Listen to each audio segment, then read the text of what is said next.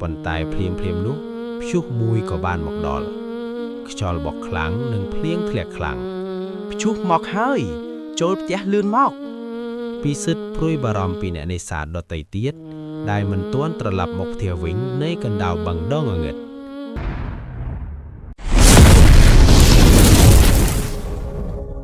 រឿងត្រីមាសព្រះអាទិត្យកំពុងលិចនៅលើបឹងទន្លេសាបដ៏ធំល្វឹងល្វើយអ្នកនេសាទកំពុងចែវទូកត្រឡប់មកផ្ទះវិញបន្ទាប់ពីធ្វើការពេញមួយថ្ងៃនេះស្អាតណាស់ត្រឡប់ទៅផ្ទះវិញជួបកូនពិសិដ្ឋបានបាចសំណាញ់ចុងក្រោយរបស់គាត់ដោយសង្ឃឹមថានឹងបានត្រីខ្លះសម្រាប់អាហារល្ងាចនេះសូមឲ្យមានសំណាងល្អសំណាញ់អើយនៅពេលគាត់ទាញសំណាញ់មកវិញវាហាក់ដូចជាទទេស្អាតប៉ុន្តែតើមានអ្វីនៅក្នុងនោះតើវាជាអ្វីវាជាត្រីមាសដ៏សឹកស្អាតដែលមិនដែលបានឃើញពីមុនមកអូអស្ចារ្យណាស់ត្រីនេះស្អាតម្ល៉េះស្រាប់តែត្រីមាសនោះបានក្រោកឈរឡើង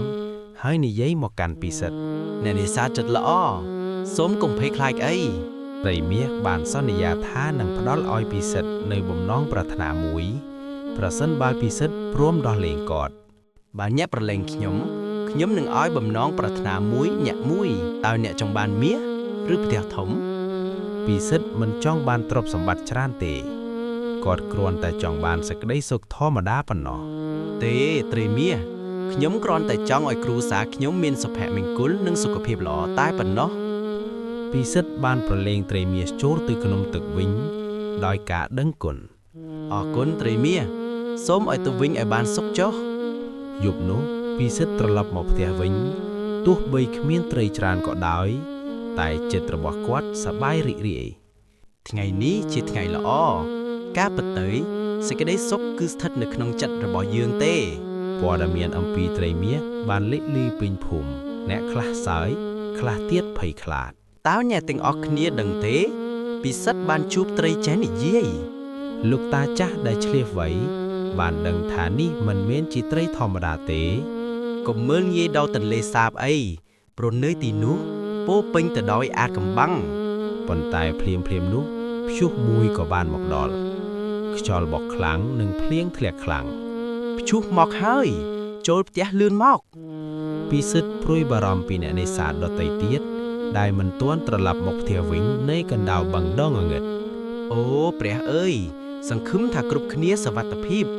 មើលទៅមេឃងងឹតពេកហើយអ្នកនេសាទជាច្រើនបានវង្វេងផ្លូវ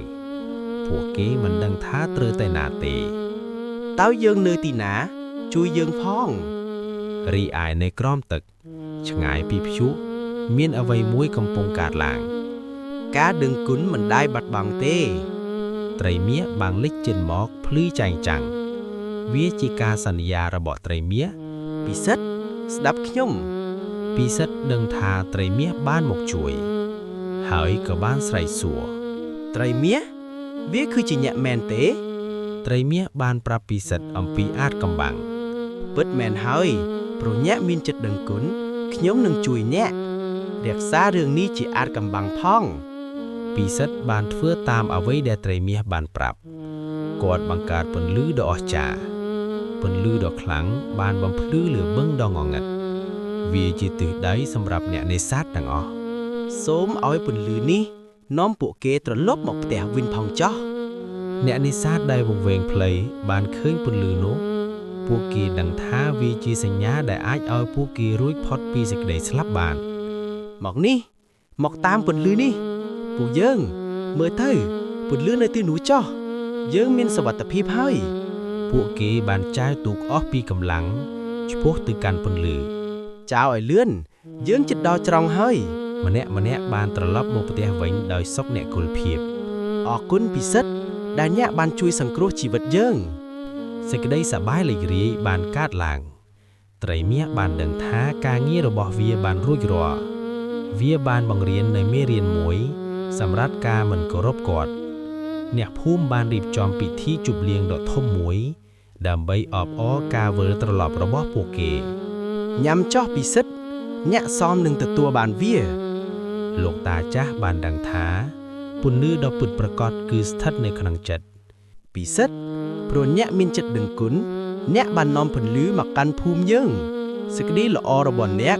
នឹងមិនដែលរលត់ឡើយ ពិសិដ្ឋដឹងថាវាមិនមែនជាអាចកំបាំងទេវាគឺជាសេចក្តីល្អនៃចិត្តគឺការមិនលោភលន់នឹងដឹងគុណ អរគុណត្រីមាសយើងដឹងថាការដឹងគុណគឺសំខាន់បំផុត